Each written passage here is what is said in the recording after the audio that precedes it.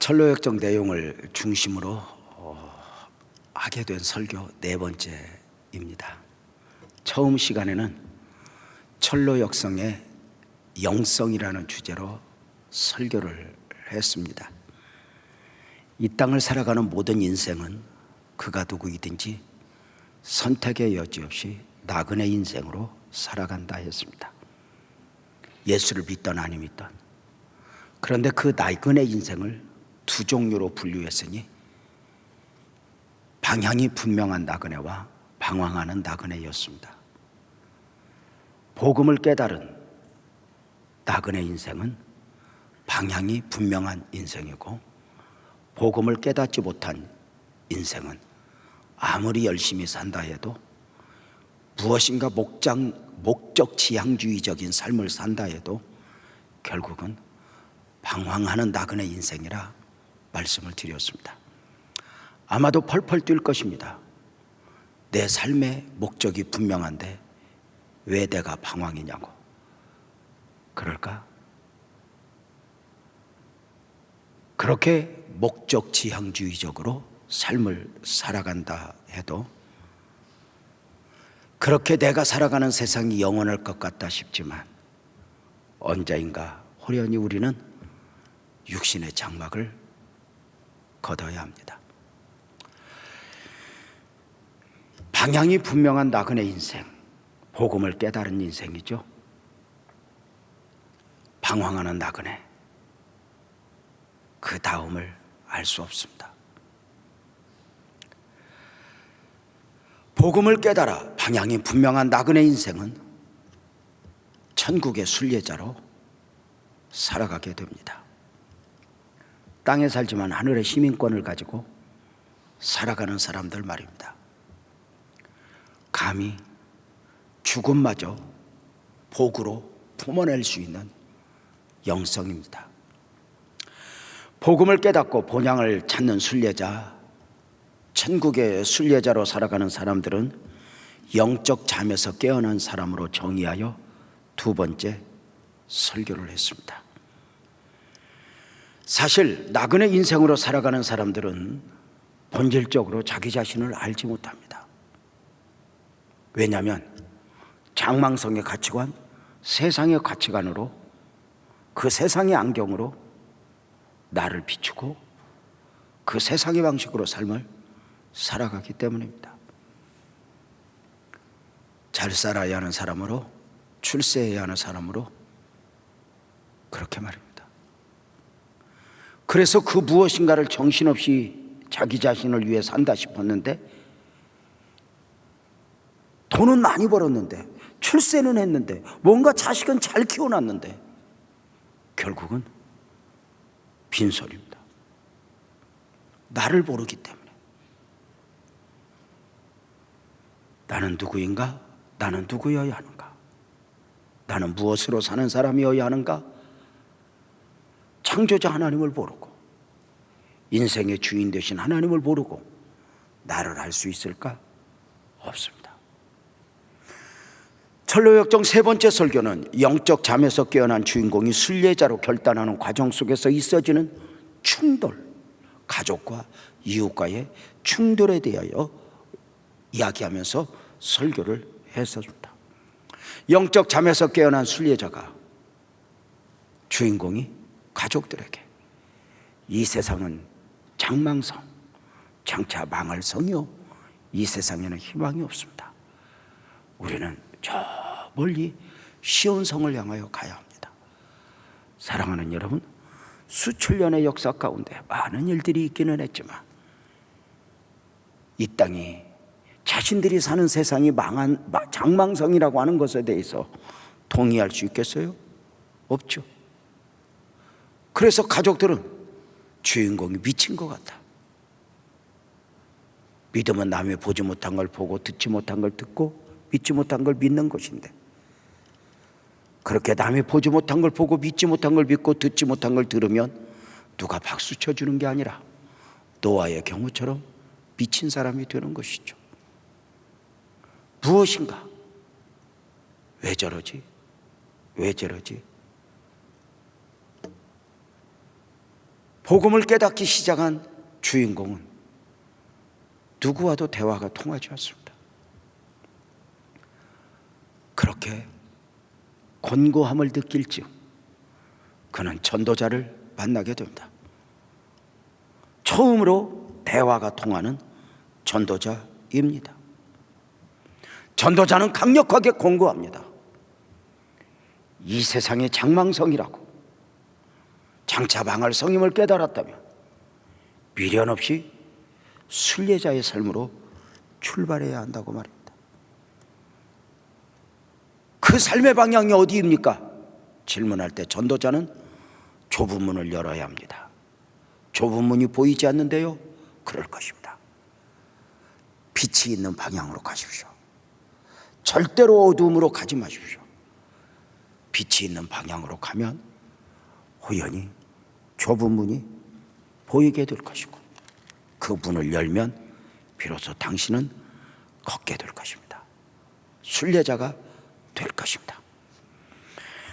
영적 잠에서 깨어난 주인공은 전도자의 인도에 따라 비로소 장망성을 떠나는 순례자가 됩니다. 오늘 네 번째 설교 내용은, 그 책의 내용은 이렇게 시작합니다. 나는 꿈속에서 그 사람이 전도자가 가르쳐준 방향으로 달려가는 것을 보았다. 그가 아직 자기 집에서 멀리 떨어지지 않았을 때 그가 떠나고 있다는 사실을 알고서 아내와 아이들은 그의 등 뒤에서 돌아오라고 울며 소리치기 시작했다. 그렇지만 그는 손가락으로 양쪽 귀를 틀어막고 뛰어가면서 생명이야 생명, 영원한 생명이 있는 곳으로 나는 가는 거야 라고 외쳤다. 그는 뒤로 돌아보지 않고 들판 한가운데로 빛을 향하여 내달렸다. 이런 내용입니다. 전도자의 지시에 따라 순례자는 좁은 문을 향하여 달려갔습니다.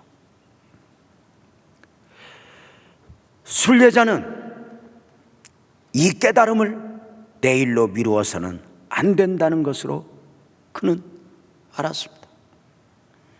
가족들에 대한 미련, 여러 가지 안타까움도 있지만 히브리서 12장 1절 오늘 본문에서 말씀하신 대로 모든 무거운 것과 얽매이기 쉬운 죄를 벗어버리고 인내로서 우리 앞에 당한 경주를 경주하며 경주자처럼 달려가는 것입니다.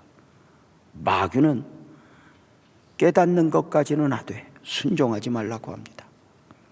순종하려고 하는 우리에게 그 순종을 내일로 미룹니다. 다음에 또 기회가 있을 것이라고 말입니다. 그러나 성경 고린도후서 6장 2절은 분명하게 말씀하십니다. 보라 지금은 은혜 받을 만한 때요, 보라 지금은 구원의 날이라고 말입니다. 영적 감동을 미루어서는 안 됩니다. 주인공은 전도자의 인도에 따라 달려갑니다. 망설이지 않습니다. 여러분 아시죠?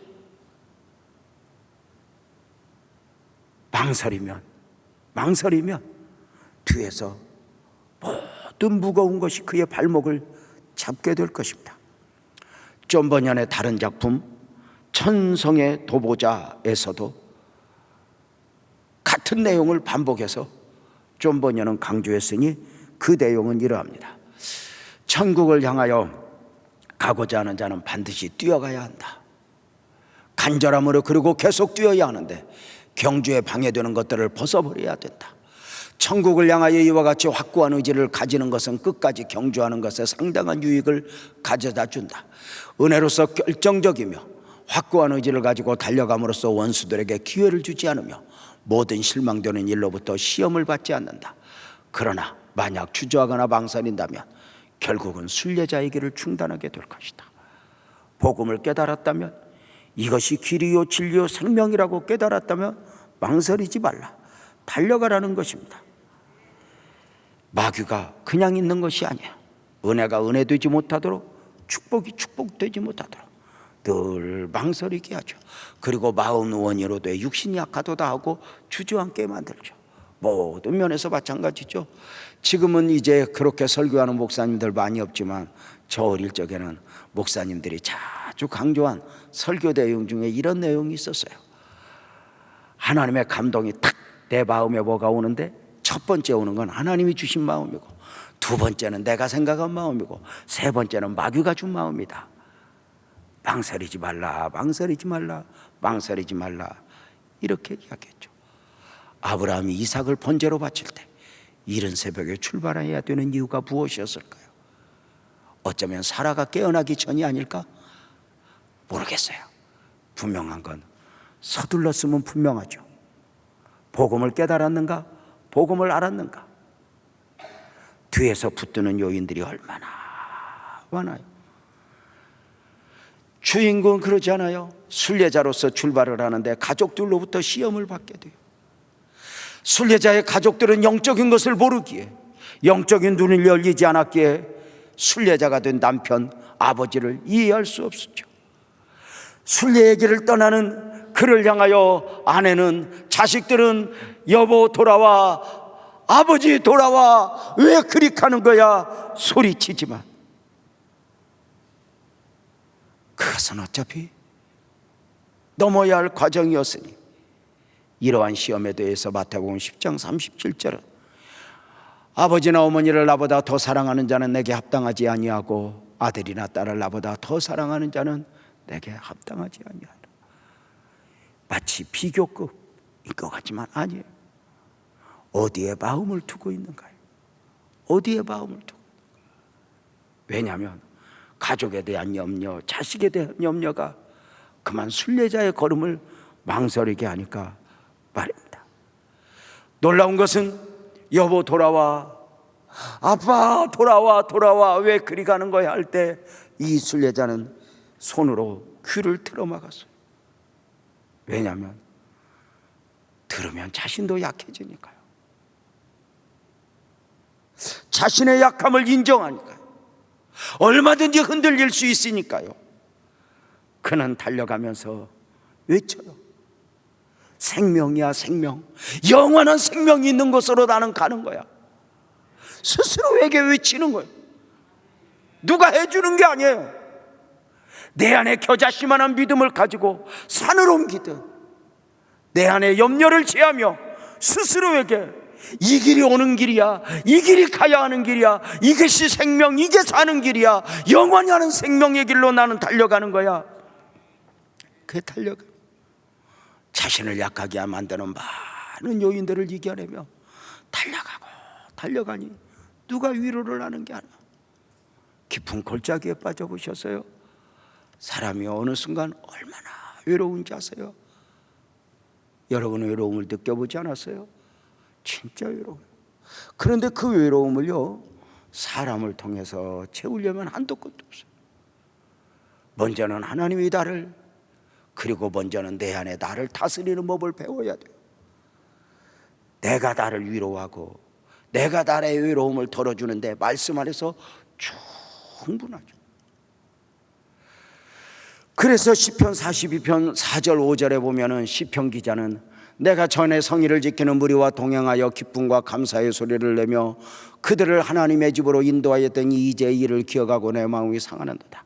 전에는 교회에서 열심히 해서, 전에는 누구보다 충성했고, 전에는 누구보다 여유가 있어서 다른 사람들을 그리스도에게 인도하고 교회 가자 했는데, 이제는 저들은 가는데 나만 그만 수렁에 빠져 영적으로 헤매이고 있는 거예요.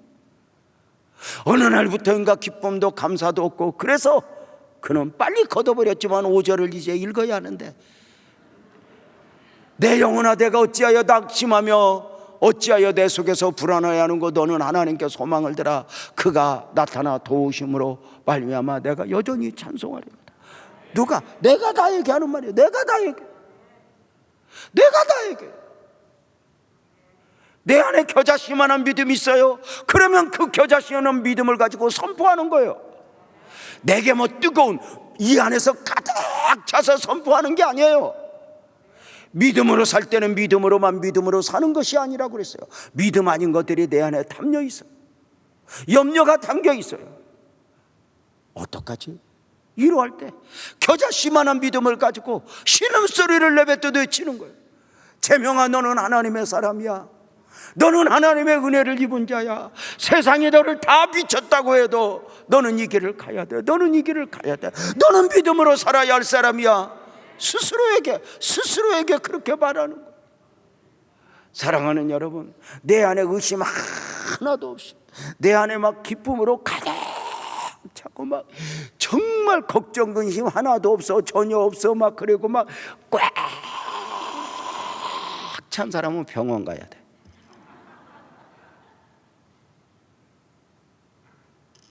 내 안에 믿음 아닌 것이 있어. 사역을 감당할 때도 보면은 막 할렐루야 할렐루야, 아니야. 내가 이것밖에 안 돼. 나는 왜 이렇게 연약해? 내 안에 염려 근심이 다 있어. 그러나 어느 날부터인가 내 걸음을, 내 삶을 내 안에 염려가 결정하고 내 안에 두려움이 결정하는 것이 아니라 내 안에 겨자씨만한 믿음이 나를 이끌고 나를 결정하게 하는 것.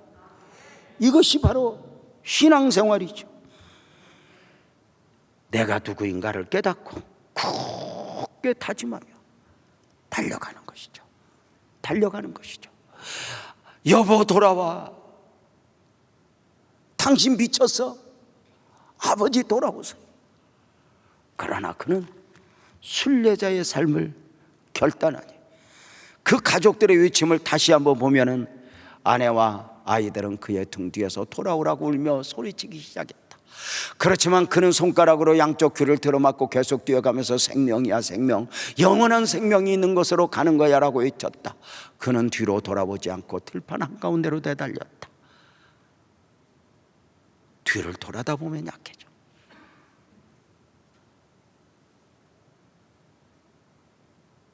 과거의 삶을 보면 약해져. 뒤에 있는 사람들을 보면 그만 약해져. 가족들을 뒤로하고 순례 따로 달려가는 그 순례자를 가족들과 함께 이웃들도 보았죠. 이웃들 가운데는 비웃는 사람도 있었고 위협하는 사람도 있었고 다시 돌아오라고 소리치는 사람도 있었는데 그 중에 두 사람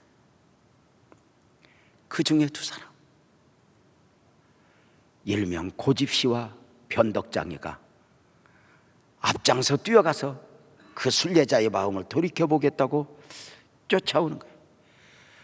고집씨와 변덕장이 씨는 한 걸음에 내달려 순례자를 잡았어요. 그래서 이제 대화가 시작이 되는데 그 대화의 장면을 또 책에 있는 그대로 한번 볼까요? 순례자, 이웃 친구들, 그 누구야고요? 고집씨, 변덕장이 씨. 이웃 친구들, 무슨 일로 저를 따라온 것입니까? 고집쟁이와 변덕장이가 대답한다. 당신을 설득해서 함께 마을로 돌아가려고 왔어. 순례자, 절대로 그럴 수는 없습니다. 당신들은 지금 멸망의 도시에 살고 있습니다. 물론 그곳은 내가 태어난 곳이기도 하고 또 하지만 그대로 죽게 되면 얼마 안 있어 당신들은 무덤보다 더 깊은 데로 빠져 형벌과 유황불에 타오르는 곳에 떨어지게 될 것입니다. 두 분은 제 말을 들었으니 이제 나와 함께 동행하여 순례자로 갑시다. 이렇게 이야기해요. 고집쟁이가 놀라죠. 뭐요? 사랑하는 가족들과 친구들 소중한 재산을 버려두고 떠난단 말이요. 지금 잘 보세요. 갑자기 이게 참 쫀버년이 천재인 게 뭐냐면 순례자 하다가 갑자기 그 순례자를 너무 자연스럽게 그리스도인으로 이름을 바꿔줘요. 그러니까 천국의 순례자는 특별한 사람이 아닌 거예요. 이 땅에서 크리스천으로 믿음으로 사는 삶임을 강조하고 있는 거예요. 그래서 순례자로 대화를 시작하다가 갑자기 크리스천으로 그 이름이 바뀌어요. 자, 그렇습니다. 크리스천이 대답했다. 그 남자의 이름은 크리스천이었다. 그러한 것들은 모두 내가 누리고자 하는 것에 비하면 하찮은 것들입니다. 그 많은 재산 하찮은 당신들도 나와 함께 가시면 나처럼 그것을 누릴 수 있습니다. 내가 가는 곳은 모든 것이 풍족한 것이기 때문입니다. 어서 가서 내 말이 맞는지 틀린지 확인합시다. 함께 갑시다. 이때 고집쟁이, 세상 모든 것을 다 팽개치고 당신이 찾으려고 하는 게 도대체 뭐요? 크리스천 대답합니다. 나는 썩지 않고 더럽혀지지 않고 썩어 없어지지도 않을 유산을 찾고 있습니다. 그것은 천성의 도시에 안전하게 보관되어 정해진 때에 열심히 찾는 이들에게 주어진다고 했습니다. 여기 이 책에, 이 성경책에 그렇게 쓰여있니 원하시면 한번 보십시오. 고집쟁이, 나 원참 그 책일랑 집어치우고 아무튼 우리와 함께 돌아갈 거요 말 거요? 크리스천 단호합니다. 난 가지 않겠습니다. 이미 쟁기를 손에 들었으니까요. 아마도 크리스천은 손에 쟁기를 잡고 뒤를 돌아보는 자는 하나님 나라에 합당치 않다고 하는 누가복음 9장 62절 말씀을 기억하고 있었던 것 같아요. 고집쟁이는 옆에서 대화가 있는 변덕쟁이에게 이렇게 이야기합니다. 저 크리스찬 저 사람 아주 고집이 충만한데 자기가 고집인 걸 모르고 이렇게 말합니다. 우리 돌아갑시다. 저런 바보 같은 미치광이는 우리 삶의 현장에 늘 누군가가 있으니 한 번 환상에 사로잡히면 누구의 말도 듣지 않는 저런 사람들 내버려 두고 갑시다. 이때 변덕장이가 고집씨에게 이렇게 말해요. 아무리 생각이 다르다고 욕은 하지 맙시다. 비방은 하지 맙시다. 만약에 좀 신빙성이 없지만 저 크리스찬이 하는 말이 맞다면 그 사람이 찾고 있는 그것이 우리가 지금 갖고 있는 것, 갖고 싶은 것보다 훨씬 소중한 것 아니겠소?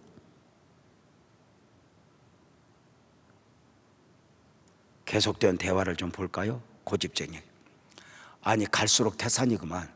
내 말을 듣고 집으로 돌아갑시다. 저렇게 머리가 돈 사람이 당신을 어디로 데리고 갈지도 모르면서 무엇을 믿고 따라갈 것이냐. 자, 그러지 말고 나랑 같이 돌아갑시다. 정신 차려요. 정신 차려. 크리스천, 나와 함께 갑시다. 변덕장이 씨, 그곳에 가면 내가 이야기한 것보다 훨씬 더 많은 영광을 보게 될 것입니다. 내 말을 믿지 못하겠다면 이 책을 좀 보세요. 여기에 모든 것을 만드신 분의 피로 세워졌다 이렇게 적혀 있어요. 갑시다. 변덕장이가 그래, 나 이제 결심했어. 이 착한 크리스찬과 함께 동행하여 같은 운명에 나 자신을 함께 맡겨볼 것입니다. 그런데 이제 이렇게 물어요. 크리스찬 씨는 그곳으로 가는 길을 알고 있습니까?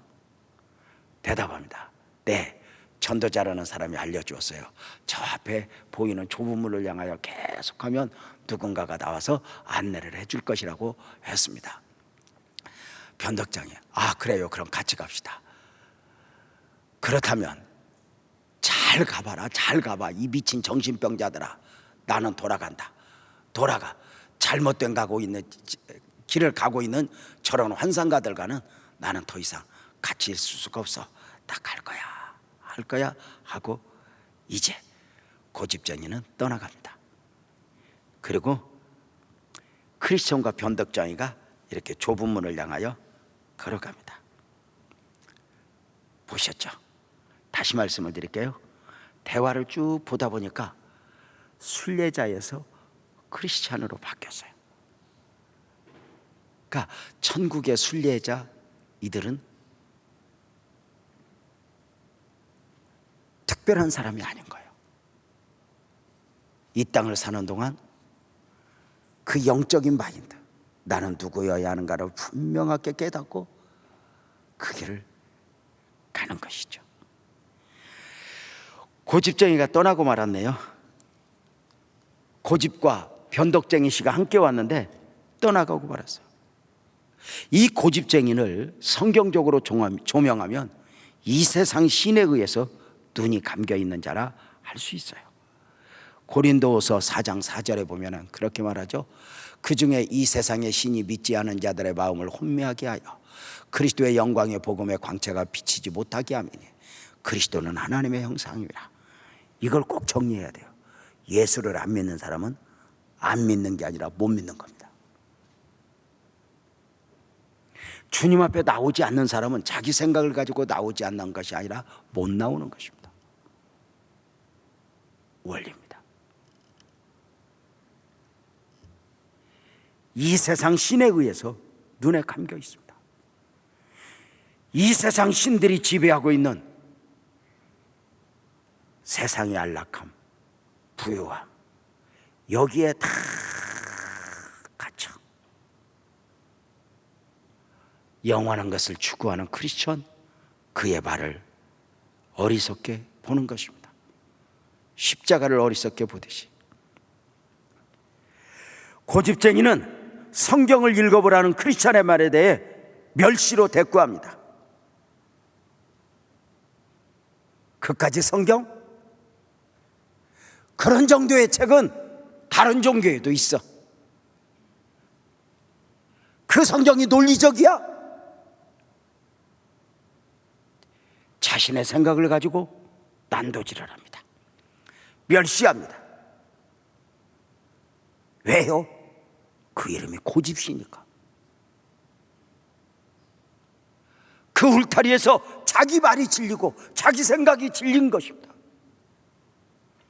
이 땅을 살아가는 많은 사람들이 그러하지 않아요? 이사야서 53장 1절은 우리의 전한 것을 누가 믿었느냐? 여호와의 발이 누가 나타났느냐? 이렇게 고집이 세서 자기 생각에 배여서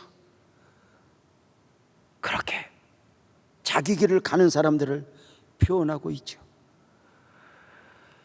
크리스찬에게 있어 이 고집은 극복해야 할 시험이었죠. 이 고집, 사실은 나중에 결론으로 보면 이 고집은 특별한 대상이 아니라 내 안에 둥지를 들고 있는 과거의 죄성, 과거의 가치관, 과거의 생각들이 한없어져요. 애굽을 좋아하는 근성들, 애굽에서 이스라엘 백성들이 나오는 지는 하루 만에 나왔지만 그 마음에서 애굽을 없애는 데는 40년이 걸렸어요. 어떤 마음? 애굽을 좋아하는 마음. 여러분, 우리가 예수를 믿는 것은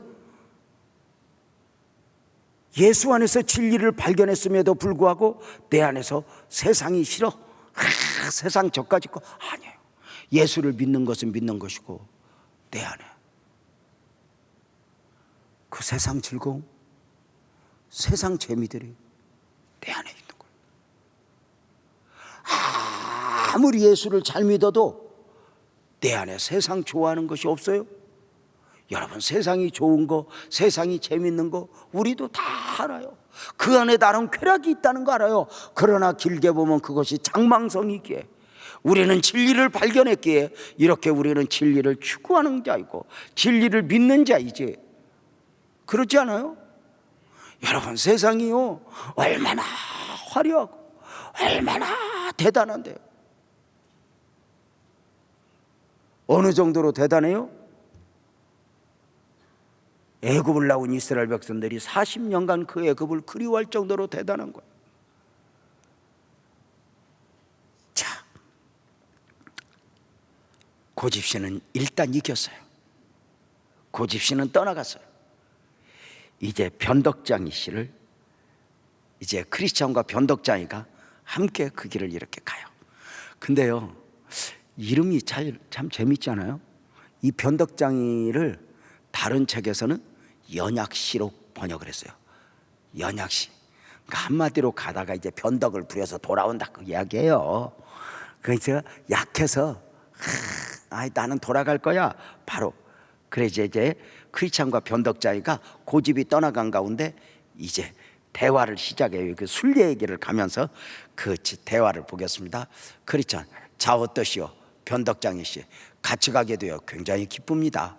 변덕장이 씨도 나처럼 아직 보이지는 않지만 다가올 것에 대한 권세와 공포를 느꼈다라면, 장망성에 대한 공포를 느꼈다라면 이렇게 쉽사리 우리에게 등을 돌리고 가버리지는 않았을 것입니다. 고집씨는 아직 세상을 모르는 것입니다. 그 세상이 어떤, 변덕장이, 그래요 크리스찬 씨, 우리 두 사람만 남게 되었으니 이제 도대체 우리가 찾는 것이 무엇인지, 어떤 즐거움이 우리 앞에 있는지, 우리가 지금 어디로 가고 있는지 좀 더 좀 이야기해 주시오. 그렇죠? 내가 마음속으로 알고 있는 것만큼 말로 설명하기는 쉽지 않네요. 변덕장이가 한 질문의 답은 이 책에 있어요. 변덕장이, 그렇다면 당신은 그 체육이 내용이 진실이라고 확신하는 것입니까? 물론이죠. 이 말씀은 거짓이 없으신 분의 말씀이요, 기록된 것이니까요. 그래요? 무엇이 기록되어 있어요? 크리스찬, 말씀을 보면 영원히 멸망하지 않는 나라가 있어요. 무척이나 아름다운 그 나라에서 영원한 생명을 얻어서 영원토록 살 수 있는 것이요.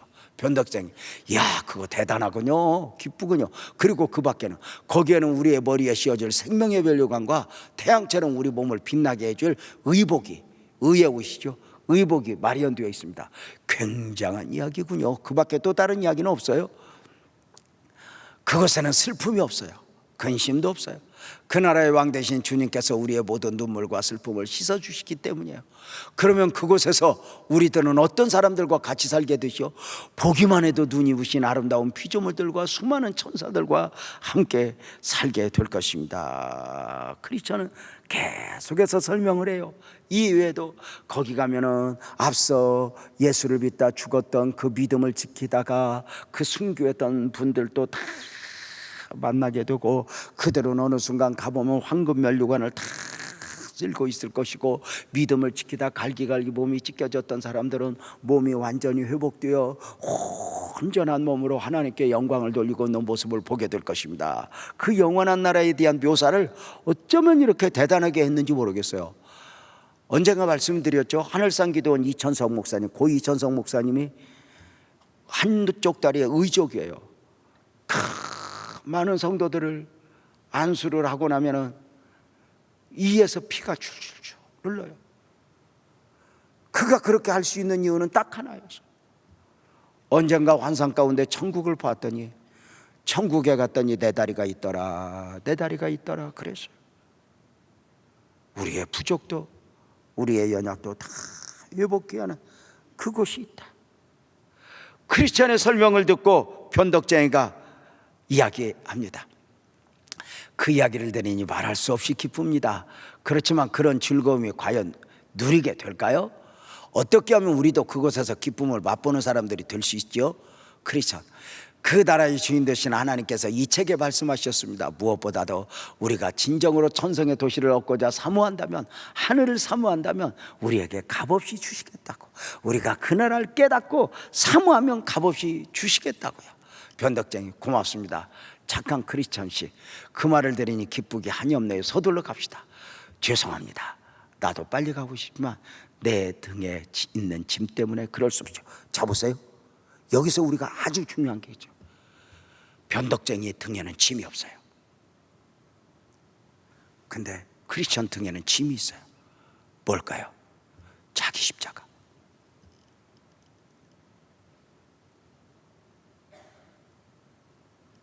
변덕쟁이는 영적인 깨달음이 없었어요.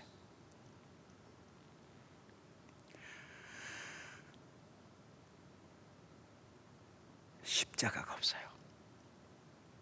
십자가가 없으니 순례에게를 가도 가는 것이 아니게 되었어요. 문제가 생겼어요. 저들이 둘이 가다가 깊은 수렁에 빠졌어요. 늪지대에 빠져버린 거예요. 한없이 빠져들어가는 거예요. 이걸 절망의 수렁이라고 말을 하죠.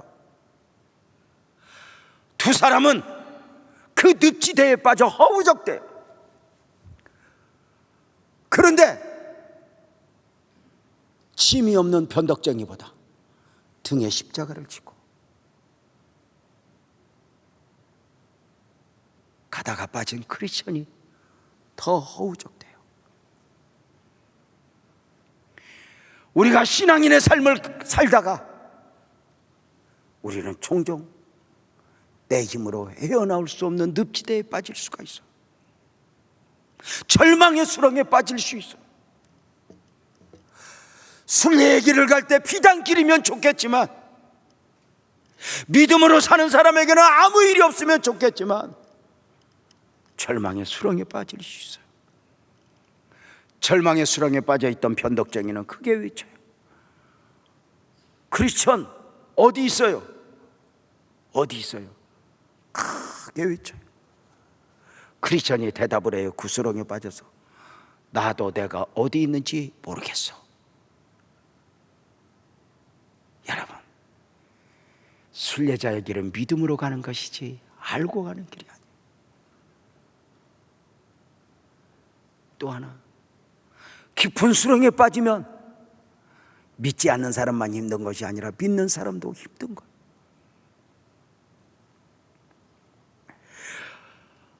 그 말을 듣고 변덕쟁이는 화가 나요.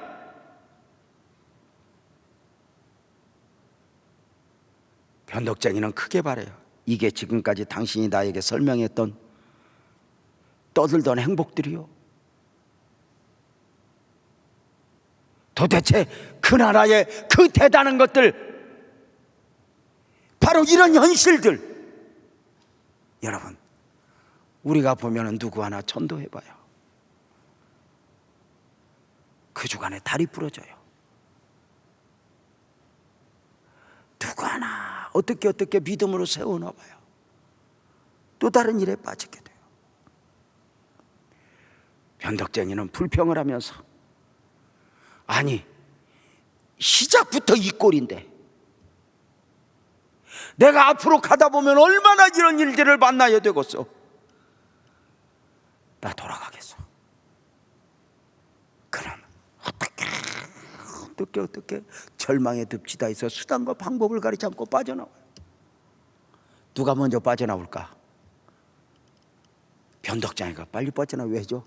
등에 십자가가 없으니까. 그리스도인이 어려움 당하면 세상에 속한 사람들은 도망을 가든지 자기 성질대로 해버리든지 그래요. 그런데 그리스도인은 아무리 힘들어도 그 수렁에서 빠져나올 때 빠져나오는 것만큼이나 중요한 게 뭐야? 믿음을 지키고 사명을 지키고 나는 누구여야 하는가를 놓치지 않아야 되니까. 그렇지 않아요? 지난주엔가 이런 설교했죠. 목회하면서 32년 동안 그 기준 중에 하나가 어려움을 만나면 이 어려움을 어떻게 해결하지보다 이 어려움 앞에서 어떻게 믿음을 지키지, 이것이었다. 저는 지난 주일 설교 가운데 이런 말씀 드리고 제가 얼마나 그 말씀 앞에 저 자신을 살폈는지 몰라요. 이런 말씀 드렸는데 혹시 아세요? 사명을 지키는 것보다 믿음을 지키는 게 힘들고 사명으로 사는 것보다 믿음으로 사는 게 더 힘들다. 많은 목사들, 선교사들이 의외로 실수하는 것 중에 하나가 자기 사명은 지키고 사명은 화려한데 어느 순간 믿음이 아닌 경우들이 있어요.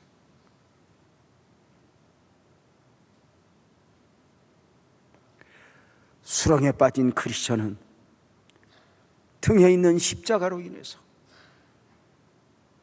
십자가 안 질 거야 벗어 던지면 좋겠지만 그 등의 짐 때문에 더 허우적대. 변덕쟁이는 떠나가 버리고 말아요. 변덕쟁이는 사복음서 제자들과 같은 경우예요. 영적 깨달음이 없었잖아요. 그러니까 어떤 경우들이죠? 크리스찬이 그 순례자가 얻을 수 있는 그런 행복에 대해서 이야기할 때 그걸 육적으로 받는 거예요. 3년 반 동안 사복음서 제자들의 모습이 뭐였죠? 제자는 제자였지만 예수님이 원하는 제자가 아니라 제자가 원하는 제자였죠. 사복음서 제자들에게 있어 예수님은 목표가 아니라 수단이고 방법이었죠. 예수와 함께 예수를 위해서 이게 아니라 예수의 제자가 되었지만 예수를 통해서 과거에 얻고자 한 것을 얻고 싶었던 거죠. 그래서 그 예수를 정치적 메시아로, 자기 만족을 채워주는 메시아로 소망했죠. 사랑하는 여러분, 어때요? 사복음서 제자들에게 가장 큰 문제가 뭐였어요?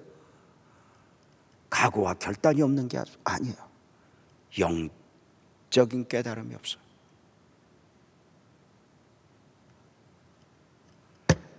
이 변덕장이의 문제가 뭐냐? 영적인 깨달음이 없어요. 예수님이 하늘의 말씀을 전해도 땅의 말씀으로 받았던 제자들, 영적인 말씀을 전해도 육으로 받았던 제자들, 마찬가지예요. 크리스천이 뭐 대단한 것을 설명하면서 그 영적인 설명을 할 때 이 변덕장이는 무엇인가 은혜 받은 것 같지만, 무엇인가 깨달은 것 같지만, 결국은 육적인 것, 자기 만족을 채워주는 쪽으로 기다린 거죠. 그러다가 깊은 수렁에 빠져 돌아가는 거예요.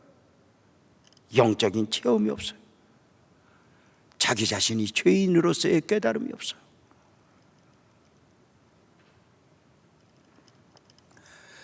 우선은 순례자로 동행하지만 저 세상이 얼마나 장망성인가를 알지 못해. 이 설교 준비를 하면서 우리 복음적 그리스도인에게 분명한 게 있었어요. 내가 가야 할 천국에 대한 확실함, 확신도 있지만 과거에 대한 것도 선명해야 된다. 미래도 선명해야지만 과거에 대해서도 선명해야 된다는 거예요. 영원한 천국이 선명해서 내가 가는 그 나라, 그 영원한 나라 소망하지만 과거의 이 나라, 이 땅도 얼마나 망할 세상인가, 이 땅에 무슨 소망이 있는가, 이것이 선명해야 돼요.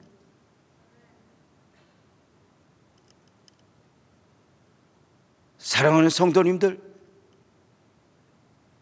영적인 깨달음이 없는 사람은 십자가가 등이 없어요.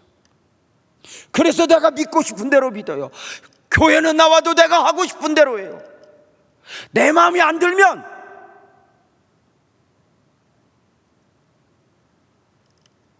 그가 누구이든 에이 쌍 하고 집어칠 준비를 하고 있어.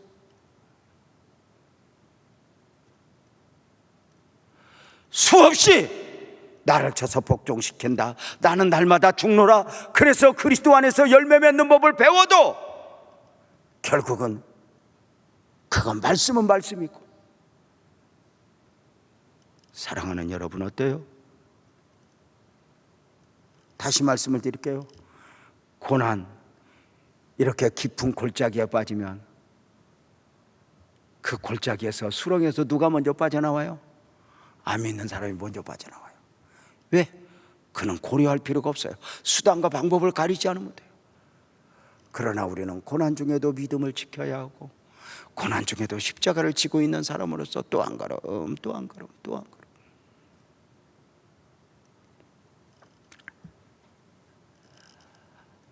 놀라운 것은 이 크리스찬이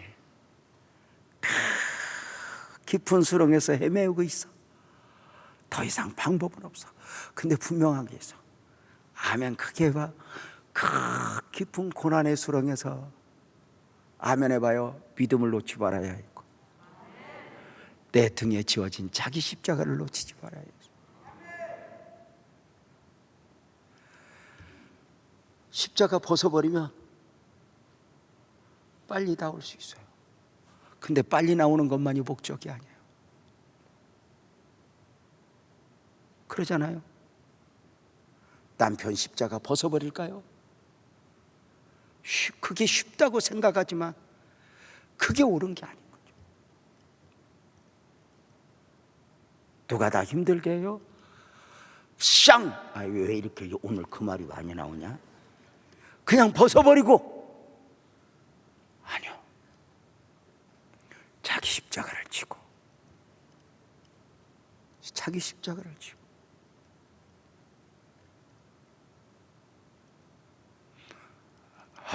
내가 죄인인 걸 깨닫지 못한 사람 등에는 십자가가 없어요. 무언가 사명을 감당하는 것 같아도 십자가 없는 사명이에요. 저도 문제이지만 안타까운 것은 요즘 목사님들 등에 보면 십자가 없어요.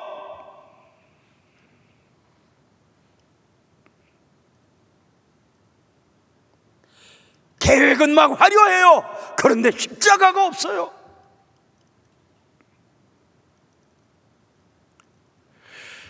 깊은 수렁에서 나오는 것만이 목적이 아니라 나와야도 되는데 나오기도 힘든데 놓아버리지 말아야 할 게 뭐예요? 믿음이고요, 십자가이고요.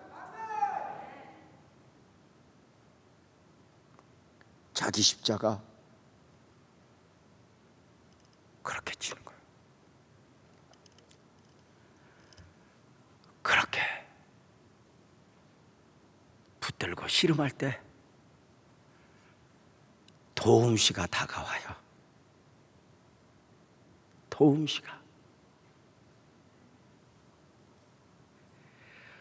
도움이라는 사람이 크리스천에게, 절망의 수렁에서 허우적대고 있는 크리스천에게 다가와서 물어요. 무엇을 하고 있어요? 그들의 대화를 볼까요? 예, 저는 장차 다가올 진노를 피해, 장망성을 피해 전도자라는 사람이 가르쳐준 대로 좁은 문을 향하여 가고 있습니다. 그런데 그 도중에 그만 실수하여 이 수렁에 빠지게 되었습니다. 그런데 왜 디딤돌을 찾아보지 않았어요? 수렁에 빠졌지만 디딤돌이 있다는 거예요. 그렇죠. 거센 두려움이 몰려와 황급히 가다 보니 가장 가까운 길을 택했고 디딤돌이 있으리라고는 생각해 보지 못했어요. 제 손을 잡으세요. 도움은 손을 내밀어 크리스천을 끌어올려 단단한 땅 위로 오르게 했다. 그리고 크리스천에게 가던 길을 계속 가라 했다. 절망의 수렁. 우리가 믿음으로 그리스도인으로 살면서 순간순간 빠질 수 있죠.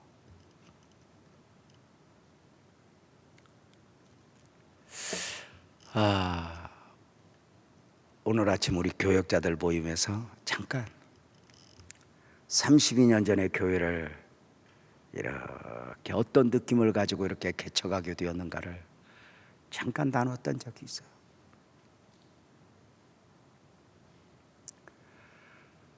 수많은 어려움 가운데서도 흔들리지 않았던 게 있어요. 이 안산으로 하나님이 나를 보내셨다는 거였어요. 진짜 감사한 것 중에 하나는요, 32년 목회하면서 그 많은 어려움 속에서 안산을 떠날까 이런 생각을 해본 적은 없어요. 내가 우리 아내하고 살면서 이혼을 해버려 저거? 이런 생각이 들기도 했지만 진짜 들었던 적이 있어요. 아마 오늘 가면 우리 아내가 그럴 거예요. 나도. 여러분, 배우자가 뭐 살고 싶은 마음만 가지고 살아요? 이겨내면서 사는 거죠. 근데 그 이겨내는 게 사랑이고 이겨내는 게 신앙이고 믿음인 거예요. 그래서 요한계시록도 보세요. 이기는 자는 이렇게 말하지. 온 마음과 소도 I love you 해봐요. 그 사람들이요, 옛날 어른들이 그랬어요. 쉬 끓는 냄비는 쉬 식는다. 사랑하는 여러분 어떠세요? 그 느낌을 설명했어요. 저는 정말 하나님이 이 안산에 이렇게 나를 보내셨다. 흔들리지 않았어요. 왜요? 그 하나님이 주시는 느낌이 있어요. 제가 유인 목사 되었을 때 우리 교회 안수 집사 한 분이 저한테 그랬어요. 목사님, 유인 받지 마세요. 그래서 나는 문득 이런 싸가지가, 그랬더니 그 다음 말이 매력이에요. 목사님은 안산에 계시할 분이 아니에요. 서울 쪽에 가서 꿈 한번 펼치세요. 목사님은 충분해요. 가서요. 얼마나 멋진 소리예요. 비로소 나의 가치를 알아주는 인물이 하나 생겼어요. 제가 속으로 사탄아 불러가라 그러면서요. 그래서 제가 유임을 받는 것은 성도들이 나를 받아주심도 있지만 나는 이 안산 목사로서 나 자신을 놓아버리지 않을 것입니다.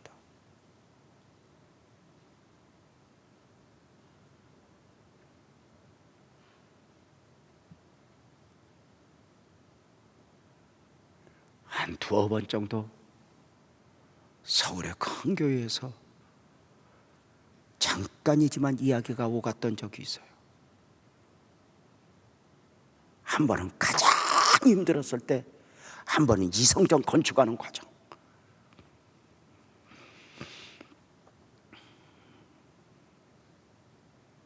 저는 아내에게 이야기 안 했어요. 왜냐하면 타락한 우리 아내가 가자 그럴까 봐. 왜? 너무 힘들면, 너무 아프면. 여러분 어떠세요? 절망의 수렁에 누구나 빠질 수 있어요. 그런데 분명한 건 내 힘으로 못 나와요. 세상은 오히려 자기 힘으로 나가요. 왜요? 자기가 사는 건 자기가 사는 거니까. 근데 우리는 내가 사는 게 아니잖아요. 우리는 하늘이 젖고 땅이 꺼져도 내가 붙잡아야 될 믿음, 그리고 십자가, 이걸 붙들고 싫어.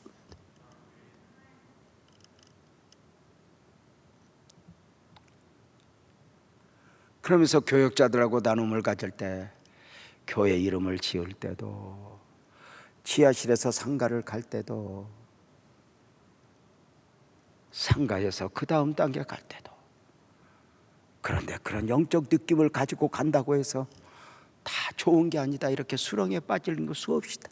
근데 지나고 보면 영적 느낌이 주는 축복은 너무 크다라고 이야기를 했어요.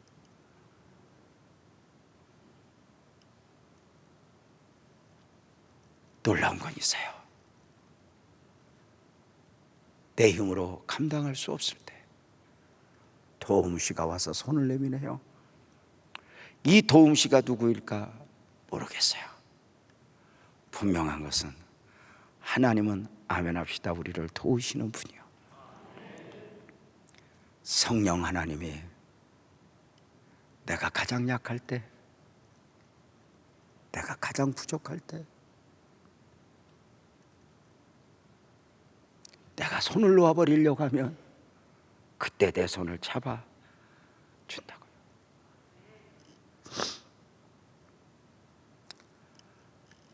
크리스천과 도움씨가 좁은 문을 향하여 함께 동행하다가 크리스천이 물어요. 선생님, 왜요? 제가 절망의 수렁에 빠지고 보니까요, 이 절망의 수렁이 없으면 좋겠어요.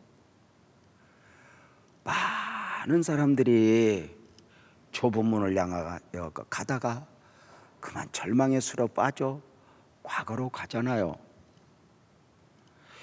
이 절망의 수렁 빠지지 않도록 이렇게 덮어버릴 수는 없을까요?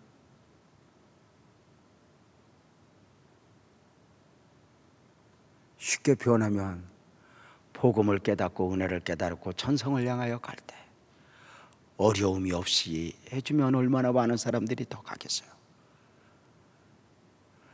그런데 이 도움씨는 그 절망의 수렁에 대해서 이렇게 이야기를 해요. 없앨 수 없다고. 왜냐하면 그 절망의 수렁은 누가 만든 것이 아니라 사람 안에 있는 염려와 근심과 두려움이 절망에 빠지게 합니다.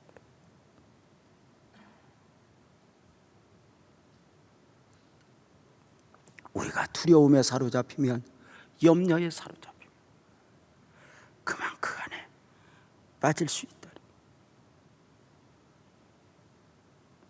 디딤대로 있는데 뽑아요.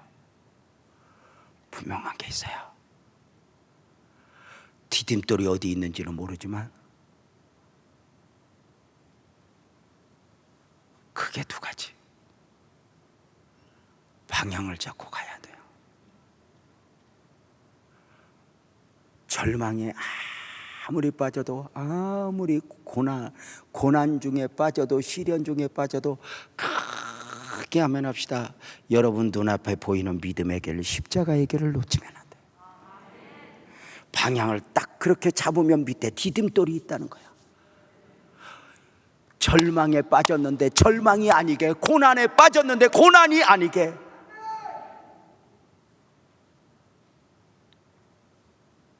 아무리 힘들어도 방향을 상실하면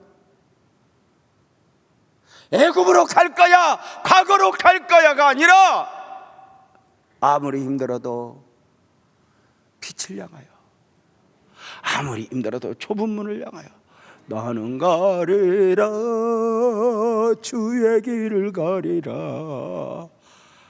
그러면 세상에 나도 모르게 디딤돌이 있어서 감당할 시험 외에는 주실 일이 없는 그 하나님의 은혜가 교회도 목사도 성도도 그 안에서 받쳐준다고 하는 것들이죠. 놀라운 것은 어느 날 주인공이 변덕장이가 떠났던 마을로 돌아오는 것을 꿈으로 또 봐요. 변덕장이가 돌아오자 사람들이 모여들어요. 잘 왔어. 그리고 핀잔하는 사람도 있어요. 처음부터 가지 말라고 하니까 그 크리스천에게 속아서 따라갔다 왔냐고. 그리고 함께 분명한 것으로 보여서 그 죄와 사망의 울타리에 갇혀있는 저들은 자기 자신이 누구인가도 모른 채 복음을 깨달은 크리스찬을 비방하는 거죠.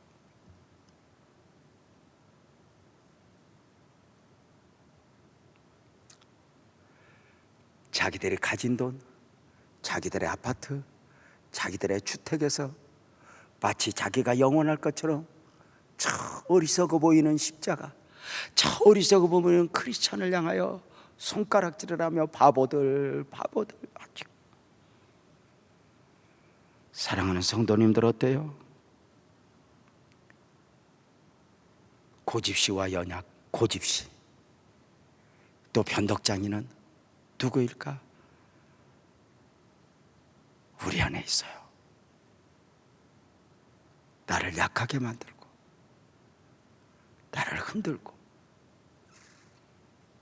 한번 미워하면 끝까지 미워하게 하고 한번 고집을 피우면 끝까지 고집 피우게 하는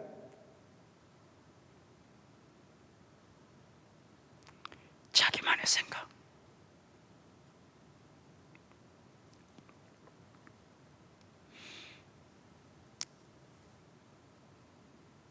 저는 이 철로역정 설교를 이렇게 준비하면서 개인적으로 기대가 있어요.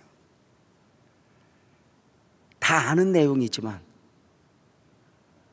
그 내용을 배경으로 성경적으로 접근하면서 이렇게 말씀을 풀어가는데, 아까 그 초등학생이 목사님 어디 설교해요 하는 바람에 이거 이제 웬만큼 준비해서는 안 되겠다. 그래서 마음을 쏟아 준비하면서 또 한번 돌이켜보면 그 절망의 수렁에 빠졌을 때 허우적대던 내 모습을 생각을 했습니다. 우리 교회 가장 힘든 시절에 저와 함께 했던 우리 교회 권사님 한 분이 뜬금없이 이렇게 말하대요. 목사님, 창립주일 맞으면서요 가장 힘들었을 때 목사님 나이가 몇인가 생각해 봤더니 30대 중반 막 넘어섰을 때예요, 목사님.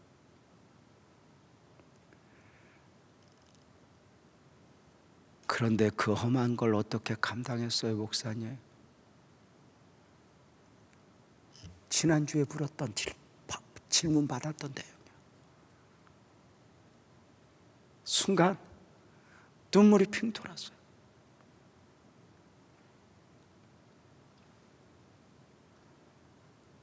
늘 크리스천이 절망의 수렁에 빠졌을 때 디딤돌이 어디 있습니까 할 때 방향을 잡으세요.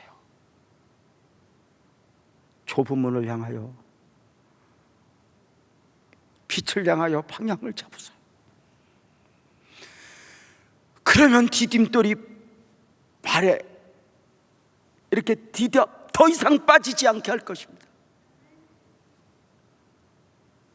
욥이 험한 시련 가운데서 하나님을 놓지 않아요.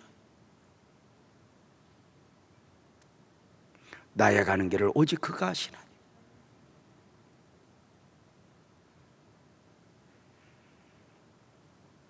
그 권사님의 질문을 그 권사님이 말씀하시는데, 그랬네요. 그 30대 중후반에 그 힘들었던 일,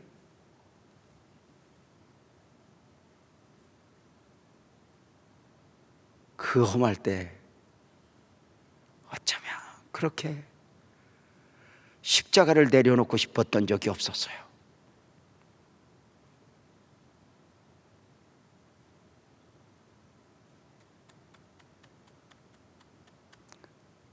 그렇게 힘들 때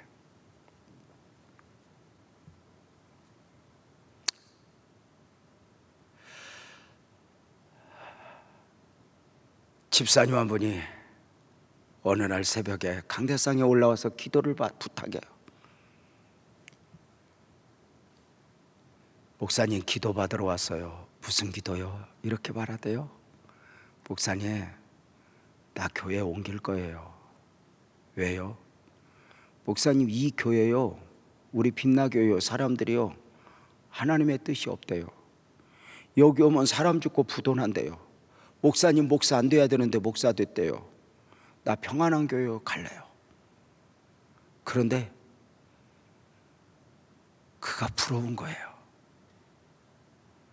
집사님, 갈 수 있어서 좋겠다. 근데 나는 못 가네. 나는 갈 곳이 없네. 목회하면서 배운 거, 그 목회 훈련성으로 배운 거, 저는 한 가지 배운 거 있어. 그 자리에서 이겨라. 그리고 방향을 잡아라. 믿음을 놓지 말고, 내 등에 십자가를 놓지 말고, 믿음을 놓아버리고 십자가를 놓아버리고 그 수렁에서 빠져나오면 결국 자기는 장차방할 성에 가 있는 거예요. 수많은 요인들이 나를 깊은 수렁에 빠지게 하지만, 오늘 마지막 도움시에 이 발, 수렁에 빠졌던 그가 허우적될 때에 디딤돌은 왜 딛지 않았냐고, 방향을 잘못 잡았던 거예요. 아무리 힘들어도 주님 보고, 아무리 힘들어도 빛을 향하여, 아무리 힘들어도 좁은 문을 향하여, 내가 좀 편하겠다고 넓은 문을 향하여 가는 게, 믿음 놓아버리고 십자가 놓아버리고가 아니라 믿음으로 십자가 단단히 붙잡고 나는 가리라, 주의 길을 가리라. 제가 설명을 다 못했지만 때로는 변덕장님과 고집씨가 함께 이렇게 크리스찬하고 갈 때 비웃어요. 크리스찬에게 뭘 부르면 크리스찬이 또 그래요. 나 모른다고. 아니 모르는데 왜 가냐고. 그러니까 믿음으로 간다고. 말도 안 되는 이야기 하지 말려고 비방을 당하지만 그러면서도 흔들리지 않았다. 사랑하는 성도님들, 수없이 많은 요인들이 나를 흔들 수 있지만 나는 믿음을 지키겠습니다. 그렇게 결단하지 않을래요? 믿음으로만 아니에요. 깊은 수렁에 빠졌을 때 그 깊은 수렁에서 믿음을 놓지 않고 십자가를 등에 지고 허우적대도 이 두 가지를 놓지 않는 거예요. 이 두 가지를.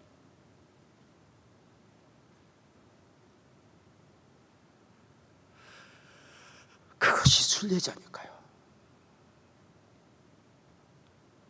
우리 사랑하는 성도님들, 혹시 믿음을, 십자가를 놓지 않았어요? 오늘도 그 믿음을, 아무리 어려워도 하나님, 내가 그 믿음을 나는 지킵니다, 결단하지 않겠습니까? 오늘도 그 결단을 또 그 다짐을 주 앞에 드리기를 원하며 우리 찬송합시다. 찬송하면서 기도하려고요. 우리 모두 일어나서 나는 주님을 의심하지 않으리 믿음을 지키리 찬송합니다.